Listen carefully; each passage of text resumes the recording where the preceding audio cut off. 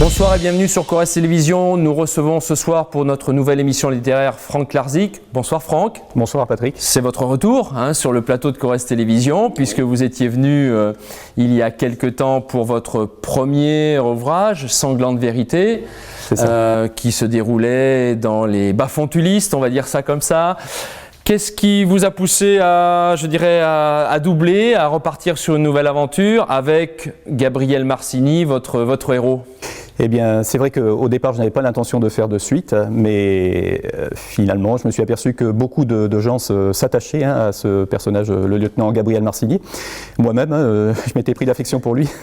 Et puis, et voilà, il y avait de quoi faire, quoi. Il y avait du grain à moudre, disons, avec tout ce qui se passe dans le premier. Donc, j'ai eu pas mal de nouvelles idées qui sont apparues et j'ai pu creuser un peu le personnage, enfin les personnages. Oui. Alors justement, pour ceux qui n'ont peut-être pas encore lu Sanglante Vérité, et je les invite à le faire, Gabriel Marcini, c'est quelqu'un qui sort d'une affaire très trouble, on ne va pas trop en dire, qui en sort très affecté moralement et physiquement, et quand il revient et reprend du service, je ne sais pas si c'est le terme consacré, mais il sort d'une période de repos, de suivi psychologique, il n'est pas dans les meilleures dispositions. Non, complètement, oui. Alors, c'est vrai. Alors déjà, on n'a pas besoin d'avoir lu forcément le premier pour attaquer le deuxième, parce qu'il y a suffisamment d'explications dans le deuxième pour comprendre ce qui s'est passé dans les grandes lignes. Et en plus, il a des soucis familiaux qui s'ajoutent aux soucis professionnels et le poids des soupçons qui pèsent toujours sur lui. Donc certains le soupçonnent toujours après ce qu'il est arrivé dans la première affaire. Oui. Alors, vous vous êtes rapproché de votre lieu de travail, si je puis dire, puisque nous étions sur Tulle, nous sommes là dans le bassin de Brive, en très grande majorité, mais on va quand même faire une petite escapade du côté de Rocamadour, du côté de l'Hospitalet, dans le Lot. Et même un peu en Dordogne aussi. Et même un petit peu en Dordogne du côté du Condat-le-Lardin, des papeteries. Là aussi, c'est la délocalisation, c'est la mutation de Marcini, qui en est peut-être la cause, mais c'est aussi s'approcher d'un environnement que vous connaissez très bien en tant que policier briviste. Oui, c'est vrai que c'était très intéressant de travailler donc de situer mon action sur Brive, l'endroit où je travaille, parce que oui, je connais bien les lieux, et oui, l'extension, c'est l'enquête qui nous y amène, quoi, mais je trouvais ça aussi intéressant de sortir un peu des limites de Brive. Vous avez fait un très très gros travail, je ne sais pas comment vous y êtes pris, Franck, mais le moins qu'on puisse dire, c'est qu'il y a un énorme souci du détail. C'est vrai. Mais vraiment du détail des rues de Brive, de l'environnement du commissariat que vous connaissez bien évidemment. Mais rassurez-moi, c'est pas ennuyeux, moi. Non, c'est pas ennuyeux. Non, mais ce que je veux dire par là, c'est que vous avez dû effectuer, à moins que ça vous soit venu naturellement, mais un travail d'observation, ou alors tout ça était déjà préenregistré dans votre mémoire ? Sans doute, peut-être, parce que voilà, j'y travaille depuis un peu plus de 7 ans maintenant, sur Brive, et donc il n'y a pas les lieux que je connais très bien, d'autant plus que mon travail se passe dans la rue, et donc les lieux qui pouvaient se prêter à l'action, je les connais très bien. Est-ce que vous avez besoin d'approfondir un petit peu, c'est-à-dire de temps en temps de vérifier quelques infos ? Complètement, oui. Je m'arrêtais même en patrouille quelquefois pour aller vérifier certains points, ou même en civil sur un secteur où il y a une joggeuse qui passe, et voilà, pour aller vérifier certains lieux, certains points de détail, pour être assez précis, mais tout en gardant quand même un certain rythme dans l'histoire, quoi, parce qu'il ne faut pas que ça pesantisse. C'est pas de la description. Non, voilà, c'est quand même, ça reste quand même assez rythmé. Alors, autre question là sur l'environnement de Gabriel Marcini et l'environnement de ses collègues, Adamczyk et d'autres. C'est aussi complexe que ça, l'environnement policier. Aujourd'hui, entre les civils, ceux qui ont les uniformes, les adjoints de sécurité, j'en oublie certainement, il y a énormément de fonctions différentes, il y a aussi pas mal de grades, mais de l'extérieur, quand on lit, c'est compliqué. Enfin, je veux dire, ça paraît compliqué, oui, de quelqu'un qui n'est pas policier. Oui, c'est compliqué aussi pour les horaires. Maintenant, j'ai essayé j'ai essayé de pas l'être pour pas justement trop ennuyer les lecteurs, mais donc voilà, il y a toutes ces grades, hein, toutes ces personnes, voilà. Mais c'est comme dans toutes les entreprises. Ouais, mais les relations aussi, c'est complexe dans l'organisationnel, mais les relations sont pas simples. Hein.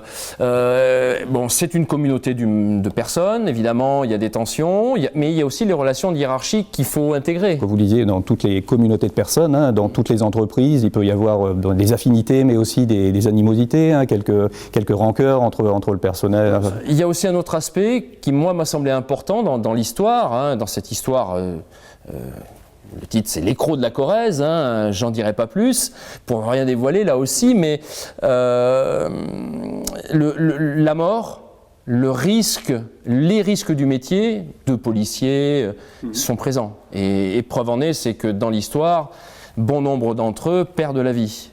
Oui, alors bon là on va dire que c'est pas que le côté fictif, hein, malheureusement on vient encore de le voir dans l'actualité dernièrement, voilà les risques qu'encourent les policiers.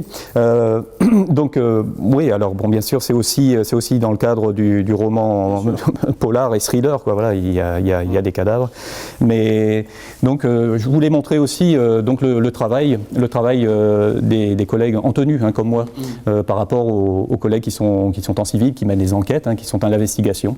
Et voilà, j'associe les deux pour bien montrer que tout ça c'est un travail d'équipe finalement, hein. La police c'est un travail d'équipe, les civils, le risque est pour tout le monde finalement. Et aussi. Finalement oui, il est égal pour tout le monde, oui. Alors, L'écrou de la Corrèze, j'allais vous demander, Franck, est-ce que le policier de terrain que vous êtes, et là encore, hein, sans donner de fausses pistes aux lecteurs, regarde de la même façon aujourd'hui les chiens errants, les chiens errants d'Ambrive ou ailleurs d'ailleurs, quel regard avez-vous sur ces animaux qui, pour certains d'entre eux, doivent être tenus en laisse, parfois certains peut-être muselés si je ne dis pas de bêtises. Oui, voilà, quel regard avez-vous sur les chiens qui peuvent être potentiellement dangereux?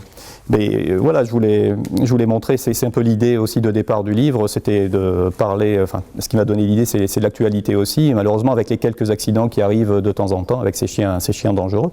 Bon, et je voulais aussi montrer surtout que ce n'était pas toujours les chiens qui étaient dangereux. Bon, parfois, ça pouvait aussi être, voilà, l'humain, leur maître, qui leur apprenait justement à l'être dangereux, hein.